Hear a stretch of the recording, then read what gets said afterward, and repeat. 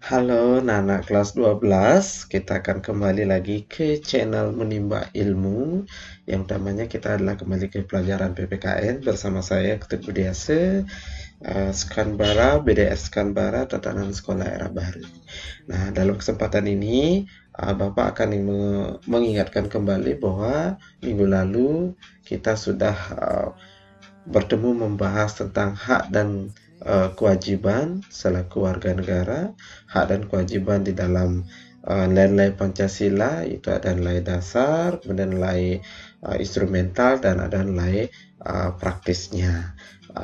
Nah, semua hal itu merupakan substansi daripada hak dan kewajiban yang sama-sama memiliki hubungan timbal balik dalam pelaksanaannya. Kita tidak mungkin hanya bisa menuntut hak saja tanpa melaksanakan kewajiban. Nah, dalam kesempatan ini kita semua akan membahas terkait dengan kasus pelanggaran hak dan pengingkaran kewajiban warga negara. Nah, kasus mengenai pelanggaran hak dan kewajiban warga negara kita akan bahas itu adalah penyebab daripada pelanggaran hak dan kewajiban itu sendiri, termasuk juga pengingkaran kewajiban. Yang menjadi prioritas utamanya adalah sikap egois yang selalu mementingkan diri sendiri. Kemudian rendahnya kesadaran berbangsa dan bernegara. Yang ketiga, sikap yang tidak toleran, penyalahgunaan kekuasaan, ketidaktegasan aparat penegak hukum, kemudian ada penyalahgunaan teknologi. Nah, dari poin ini yang sudah disampaikan terkait dengan penyebab pelanggaran hak dan pengingkaran kewajiban, tentu yang menjadi prioritas adalah sikap yang egois. Dari sikap yang egois ini, ya akan menimbulkan apa? Rendahnya kesadaran berbangsa, sikap yang tidak toleran, penyalahgunaan kekuasaan, ketidaktegasan aparat penegak hukum, dan penyalahgunaan teknologi. Kalau kita lihat satu persatu, buat dari rendahnya kesadaran berbangsa dan bernegara, tentu juga pengingkaran terhadap kewajiban.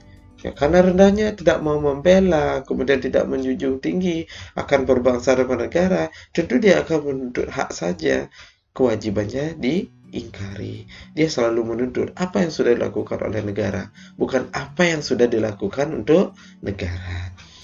Sikap tidak toleransi, tidak toleran. Nah, bagaimana dia bisa menghargai orang lain karena selalu menjunjung dirinya sendiri, egois. Aku yang terbaik, saya yang terbaik, Anda itu jelek. Nah, ini juga merupakan sikap tidak toleran.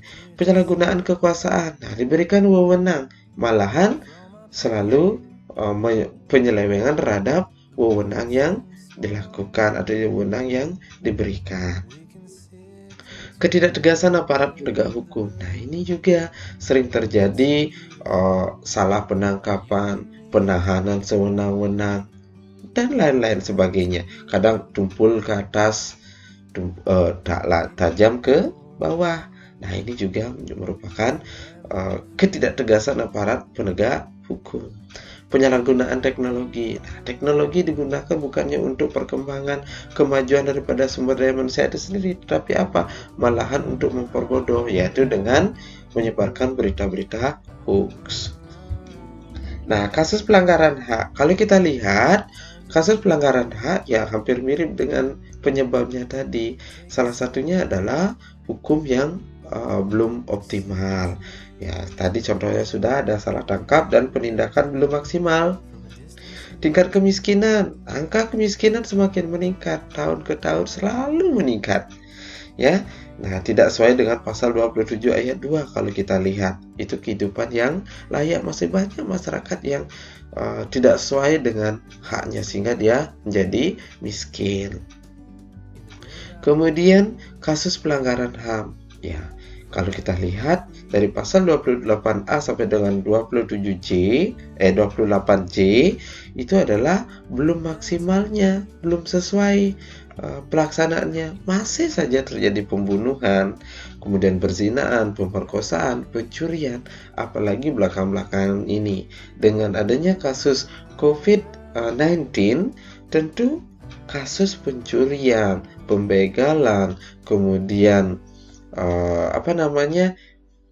pembobolan Facebook, kemudian dan lain sebagainya, ATM, ini juga menjadi semakin marak, ya. Kemudian atas nama agama, ya kalau kita lihat ini juga lagi tren ya di Indonesia, pelecehan kepercayaan. Nah, ini tentu tidak sesuai dengan pasal 29 ayat 2 tentang kebebasan memeluk agama. Kenapa? Di atas nama agama, pembakaran tempat ibadah, kemudian pelecehan agama A, agama B, ini dikatakan baik, itu dikatakan buruk. Sebenarnya itu adalah semuanya sama. Kemudian putus sekolah. Banyak anak yang tidak sekolah dan putus sekolah karena biaya. Ini juga tidak sesuai dengan pasal 31 ayat 1. Setiap warga negara berhak mendapatkan pendidikan. Di mananya? Ya, kita lihat masih banyak anak-anak yang putus sekolah dan tidak bisa sekolah. Ya, boleh nanti dicek di lingkungan kalian, di lingkungan sekitar. Berapa anak sih yang putus sekolah? Boleh dicek. Kenapa dia tidak putus sekolah? Pasti penyebab utamanya adalah biaya. Nah, sekarang sekolah banyak yang gratis, tapi bagaimana sarana dia ke sekolah?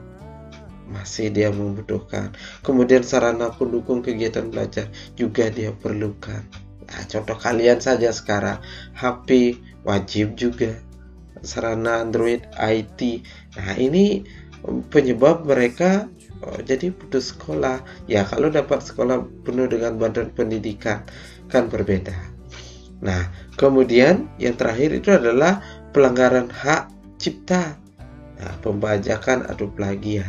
Ini semakin marak saat ini.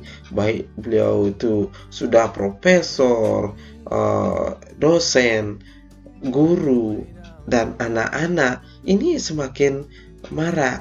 Dan kita di sekolah sudah menegaskan bahwa itu aturan sekolah tidak boleh mencontek atau melaksanakan copy paste. Tapi apa? Dengan anak-anak disuruhkan membuat tugas, ya sebagian besar masih melaksanakan kegiatan ini. Nah, ini yang perlu kita lindungi kembali. Nanti coba bisa dicek undang-undang tentang hak cipta itu sendiri. Kemudian ada kasus pengingkaran kewajiban. Nah, ini kembali Bapak tekankan tentang egoisnya pada diri seorang.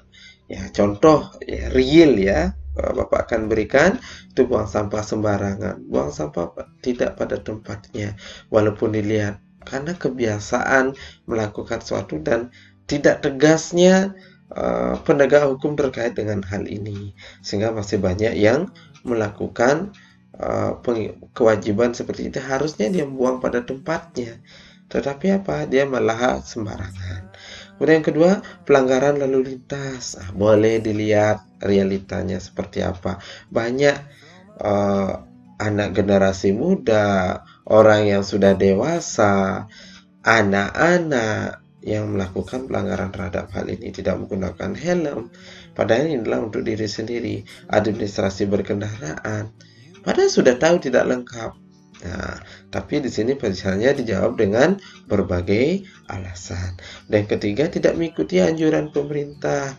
Ya, seperti saat ini, tidak menggunakan masker, tidak membayar pajak, kemudian yang lain-lainnya juga banyak ya terkait dengan tidak mengikuti anjuran pemerintah. Kemudian yang keempat adalah merusak fasilitas umum. Merusak fasilitas umum, misalnya mencoret-coret fasilitas pemerintahan, tidak melihara fasilitas umum, boleh dibuktikan, dicek ini. Nah, apa yang harus kita lakukan terkait dengan hal ini? Misalnya ada toilet umum, pasti di sana sangat kotor. Fasilitas umum itu sangat kotor, ya. Toilet contoh. Kemudian ada bangunan-bangunan pemerintah, pasti ini yang menyebabkan paling jelek, ya. Karena kita tidak sadar akan kewajiban untuk melihara mana yang fasilitas umum, mana yang menjadi anjuran pemerintah, pelanggaran lalu lintas, buang sampah sembarangan. Ini adalah kembali pada egoisnya pada diri seorang. Kadang-kadang orang sudah melaksanakan, tetapi ada sebagian besar yang melanggar, akhirnya kena. Nah, ini kalau kita lihat kembali, kenapa orang Jepang, orang Singapura itu sangat disiplin? Ya, satu itu adalah tindakan tegas yang dilakukan oleh penegak hukum dibandingkan dengan kita. Jangan disalahkan orangnya. Kenapa orang Indonesia yang dibawa ke Singapura, ke Jepang, dia lebih disiplin? Karena di sana budayanya memang tegas. Ya, kalau salah ya salah. Beda dengan di Indonesia. Walaupun orang Jepang yang dibawa atau orang Singapura yang bawa ke Indonesia ya sama. Karena dilihat budayanya tidak tegas. Jadi ya sama, buang sampah tidak sembarangan dan lain sebagainya. Bukan orangnya salah, tapi pelaksanaannya yang salah, yang tidak sesuai, yaitu dari penegak hukum dan dukungan daripada masyarakat itu sendiri. Nah, akibat daripada pengingkaran hak dan kewajiban ini, ya tentu berakibat pada proses pembangunan yang tidak lancar. Selain itu, pengingkaran terhadap kewajiban akan berakibat secara langsung terhadap pemenuhan hak warga negara. Nah, boleh kita lihat realnya sekarang di masyarakat seperti apa. Dengan masyarakat selalu menuntut hak, bagaimana kewajibannya yang tidak dilakukan tentu juga akan berpengaruh terhadap infrastruktur. Kemudian dukungannya di sana juga akan berpengaruh terhadap masyarakat itu, terutamanya adalah pembangunan yang tidak lancar. Nah, kemudian kalau kita melihat bagaimana sekarang kita penanganan hak dan kewajiban, nah tentu kita lihat beberapa komponen sini. Satu, kita pada pemerintah. Pemerintah seharusnya ada reformasi birokrasi. Reformasi birokrasi yang akan menekankan apa? Adanya akuntabel, kemudian efektif efisien, adanya SDM aparatur, kemudian adanya karakter, budaya kerja, dan undang-undang termasuk juga lembaga negara. Nah, dari hal ini pasti akan adanya perubahan etos kerja untuk mencari penanganan kasus-kasus yang ada, termasuk pengingkaran hak dan kewajiban. Nah, kemudian berikutnya adalah dari partisipasi masyarakat. Nah, sikap dan perilaku masyarakat menjadi peran utama dalam penanganan hak dan kewajiban. Kemudian berikutnya dari masyarakat juga ada generasi muda sebagai pendobrak. Juga sama sikap dan peran generasi muda dalam mendukung pelaksanaan penanganan hak dan kewajiban. Kemudian dari media sosial, dari IT sebagai sarana hiburan, pendidikan juga harus memberikan kontribusi positif mendukung pelaksanaan hak dan kewajiban. Ini juga tidak harus menyebarkan berita-berita hoax. Nah, setelah memahami beberapa komponen tadi, baik itu penyebab daripada pengingkaran hak dan kewajiban, pelanggaran hak dan kewajiban, kemudian bagaimana penanganannya, kemudian bagaimana peran serta kita selaku di masyarakat juga menjadi hal yang utama. Nah, sekarang untuk menguji pemahaman kalian, silakan diperhatikan pertanyaannya. Apakah pelanggaran hukum bisa dikategorikan pengingkaran kewajiban? Yang kedua, apakah hak dan kewajiban dapat dipisahkan? Kemudian yang ketiga adalah kasus Tanjung Priok merupakan pelanggaran HAM berat. Sebutkan pelanggaran HAM-nya. Nah, silakan dijawab pertanyaan berikut untuk menguji pemahaman kalian. Jawabannya bisa dikirim di chat WEG atau di komen blog ppknbudiase.blogspot.com. Ya, silakan kalian kerjakan sekarang.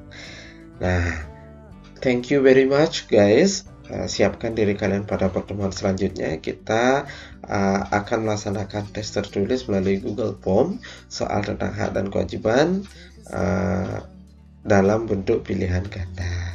Nah, selamat belajar dan have a bright day. Skanbara Bright. Terima kasih.